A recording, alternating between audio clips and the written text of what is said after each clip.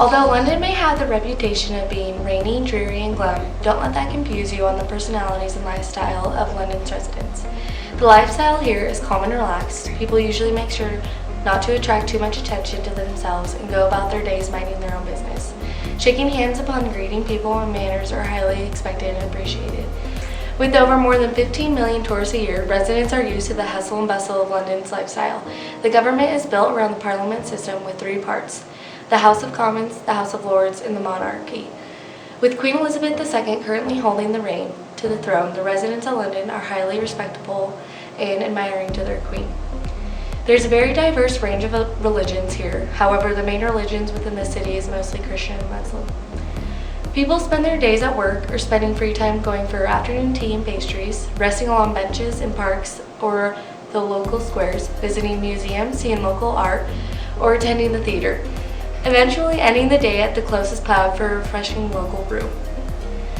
Means of transportation other than one's personal vehicle includes buses, such as the popular double-decker bus, taxi cab, bicycles, and the tube. Because the transportation in London is quick and dependable, civilians within the city commute to work on public transportation more than their own vehicles. Listed as one of the most expensive cities globally, the current economic standing in London is at a good state, improving since 2010. They are slowly building up their economic freedom, currently ranked number 10. The GDP for the city is $2.5 trillion, inflation is 1.5%, and the unemployment is 6.3%. Cost of living can be high in certain areas, however, with lots of job opportunities that pay well, it can be affordable.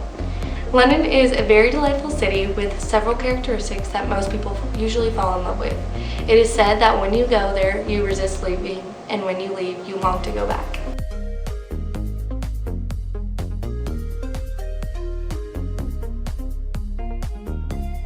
Architecture is about evolution, not revolution, and London certainly lives up to that.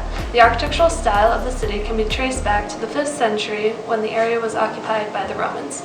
Through the centuries, many factors have influenced the evolution of the area's architecture, from the Norman invasion of 1066 to the influence of the Tudors in the 16th century to the Baroque style of the 17th century, and so on until the present. London has become a melting pot of architectural styles and developed a rich tension and collaboration between historic and contemporary architecture. This diversity fostered a culture that celebrates the past while still moving forward. However, this can also create conflicts at times over decisions to use more traditional materials like stone and brick, or to go with more modern materials like glass and steel. The sustainability for the City of London can be broken down into two main groups: air quality and sustainable design. The City of London has some of the highest levels of pollution in England due to it being in the heart of London and the dense development. A wide range of measures have been taken to reduce the amount of air pollution, such as asking the city businesses to reduce emissions via city air, minimalizing construction and demolition emissions through the city's code of practice, reducing emissions from idling vehicles, rewarding good practices, and increasing public awareness of issues facing air quality. For sustainable design, the city promotes buildings be designed in as least impactful to the environment as possible. The City of London encourages that buildings reach this through achieving a BREEAM rating of excellence or outstanding, reduced carbon emissions in line with the government targets for zero carbon buildings, resource efficiency during construction and operation, improved air, water, and land quality and biodiversity, and resilience to future climate change.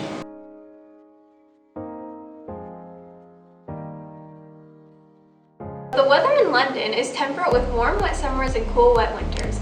London is known to be a fairly rainy city with an average annual precipitation of 1.9 inches. January is generally the coolest month of the year with an average high of 46 degrees and an average low of 36 degrees.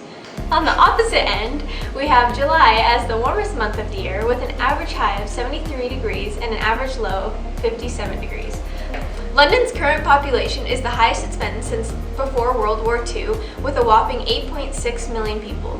Due to its mass population, London is currently considered the largest city in Europe. The Mayor of London has predicted that the population will rise to 11 million people in 2050.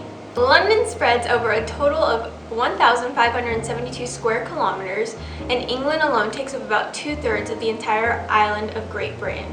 London is a pretty flat city, but its main topographical feature is the Thames River, which flows through the city from east to southwest. Despite the fact that Great Britain is surrounded by water, its neighboring countries are easily accessible via plane, boat, or the English Channel Tunnel, which connects England to France. The countries that surround London are Scotland, Ireland, Netherlands, Belgium, and France.